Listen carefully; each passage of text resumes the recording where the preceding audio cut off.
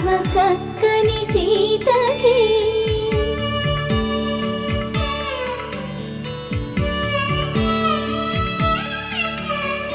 ఎర్ర జాబిలి చేయి రాముడేడని అడుగుతుంటే